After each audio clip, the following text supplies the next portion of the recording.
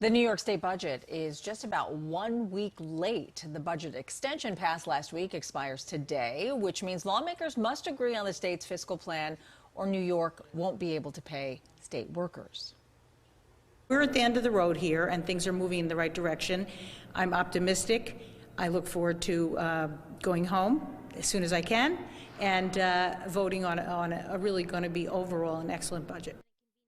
There are several sticking points holding up the budget, so let's get an update from one of the lawmakers involved in these negotiations, Assemblyman Ron Kim from Queens. Good morning to you, Assemblyman. Good to have you back. Good morning. Thank you for having me back on. So, Assemblyman, let's begin with this timeline here, right? We are 6 days past the budget deadline. Are you confident, Assemblyman, and optimistic on getting a budget passed this week? And if so, how soon? I think we're at the end, but the timing of it is not my main concern. It's whether we have a good budget for the people of New York coming out of COVID and an economic downturn. We need a budget that speaks to the needs of the New Yorkers, and we don't need unnecessary policies injected into the budget last minute. That is why we're late. We could have had such a great budget, on-time budget, if we focused on the tasks at hand, but we've had an executive who tried to put in a stadium for billionaires unnecessarily and put in policies at the last minute. Yeah, people who are worried about the timeline, though, are state workers, because if you don't reach a budget this week, payroll for thousands of state employees is tonight at midnight. So do you anticipate filing another emergency extension? We will never jeopardize the paychecks of the state workers. We will make sure that everyone gets their paycheck, and we will focus on getting the budget passed as soon as possible. I know you're not concerned about the timeline here, but what is as soon as possible? You know, are you confident in today, tomorrow? It looks like we're finalizing the final pieces that's still pending. I think we can start voting as early as this afternoon. Okay. We're hopeful that everything will be end by tomorrow early morning. Okay, so we had Assemblywoman Latrice Walker here on Monday, and she was discussing some of those key issues surrounding bail reform that she said were still being discussed, right? It's days later now. Mayor Adams paying close attention to this conversation. Obviously, some changes happening with bail reform, but what are the specifics? We're still reviewing the final language, but there's a lot. There's a lot in there that will roll back some of the criminal justice reforms that we fought hard to pass. There was a path, I think, to confront the rise of attacks against immigrants, Asians, Jewish communities without putting in policies that give judges a wide latitude to define who could be a danger to our community, which I think could lead to a mass incarceration of innocent people in our communities. Unfortunately, we are not picking that path.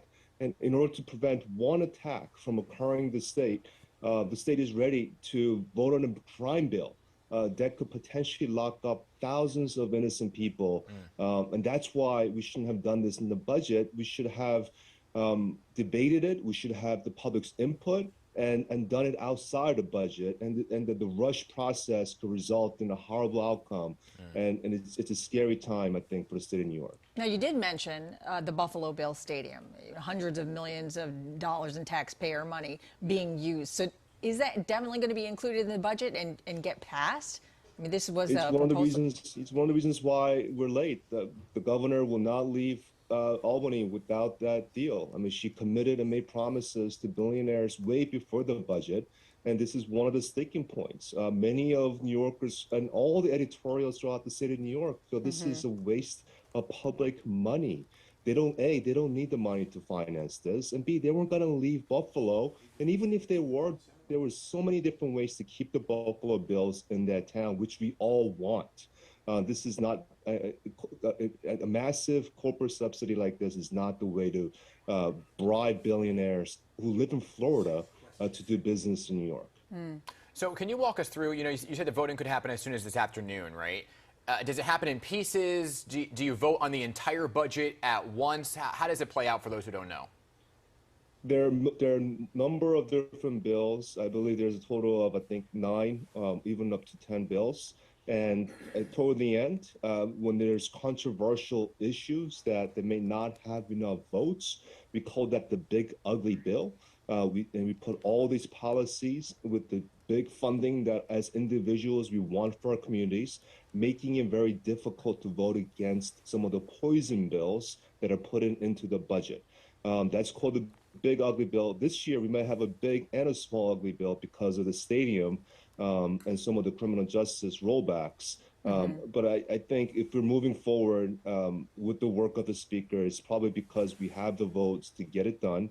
And a quick shout out to my speaker. I mean, he, as the first African American speaker of the state of the history of New York, he put his entire legacy to work toward finding the right balance in criminal justice reform, and to see so many of that just change overnight without much input from the public. It's been a heartbreaking, I think, experience for him. But we're going to have his back, and we're going to get this right regardless of what we do in this budget. Well, you still have a very big task at hand, and we heard a lot of you are looking very forward to going home, so we wish you the best of luck. State Assemblyman Ron Kim, thanks for joining us this morning. Thank you so much.